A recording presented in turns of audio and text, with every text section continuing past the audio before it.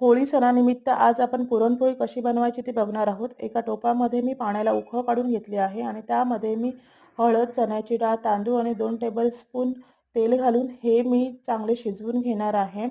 आणि एका परातीमध्ये मी गव्हाचे पीठ, मैदा, हळद आणि मीठ घालून हे पीठ मी छान असे मळून घेणार आहे। आणि आता आपली डाळ शिजली आहे का ते आपण बघूया। तर हे बघा, इथे ही डाळ अशी छान अशी शिजली आहे। ही डाळ आपण गाळणीवरती गाळून घेऊया आणि याच टोपामध्ये आपण डाळ, गूळ घालून यातील पाणी आपण आटवून घेणार आहोत। याच्यामध्ये आता आपण वेलची पावडर, जायफळ पावडर घालूया आणि हे आपण मिक्सरला लावून घेऊया आणि याच्या आपण पुरणपोळ्या करून घेणार आहोत। हे बघा, इथे पुरणपोळी छान अशी लाटून पण झाली आहे आणि हे आपण शेकून घेऊया आता आणि बाजूने तूप सोडून घ्यायचे आहे। जर तुम्हाला ही व्हिडिओ आवडली असेल तर तुम्ही सबस्क्राईब करा, लाईक आणि शेअर